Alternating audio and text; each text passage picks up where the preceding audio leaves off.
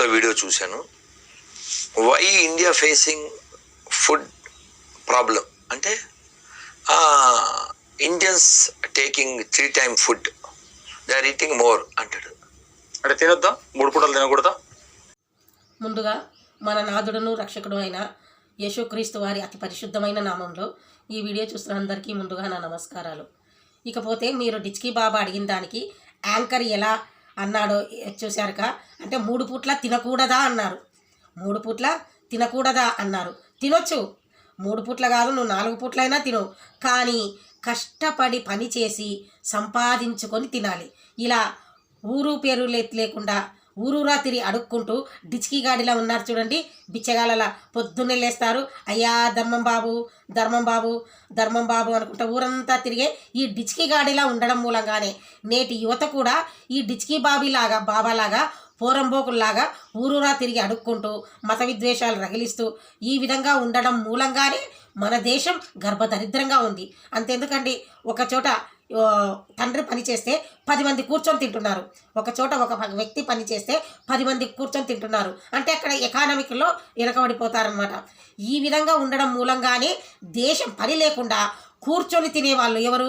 ఈ డిచ్కీ కిచిడీ బాబాల, తర్వాత కరుణాకర్ల, ముఖ్యంగా గోచి అండ్ ఆల్ గలీజు సేనల బ్యాచ్ల ఆ విధంగా ఉన్నారు. కాబట్టే దేశం ఇంత గర్భదరిద్రంలోకి పోతుంది. వీళ్ళు ఏం చేస్తారు?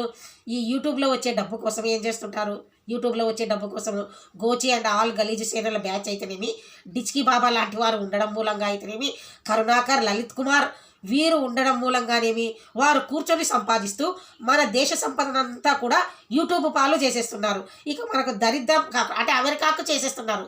అంటే వారికి వచ్చేది యూట్యూబ్ అని వస్తుంది అనమాట. వాళ్ళకి అక్కడి నుంచి వస్తుంది, యూఎస్ఏ నుంచి. తర్వాత వాళ్ళు ఏం చేస్తున్నారు?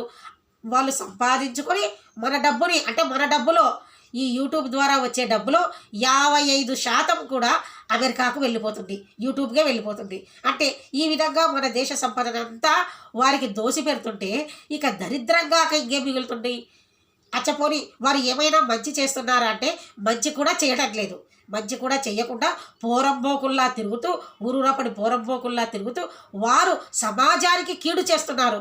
క్రైస్తవులకి అంటే వీరు చెప్పినట్లుగా బయట ఎక్కడా కొట్లాడుకోవడం లేదు.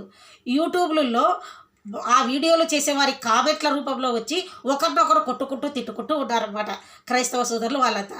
సో కాబట్టి డిచ్కీ బాబా, డిచ్కీ ఎడవా, నువ్వు ముందు ఆ పని పాట లేకుండా ఊరూరు తిరగడం మానేసి నువ్వు ఏదైనా సరే నీ వయసుకు తగిన ఉద్యోగంలో కానీ నీ వయసుకు తగిన పనిలో కానీ ఉండి అప్పుడు నువ్వు ఏదైనా చెయ్యి.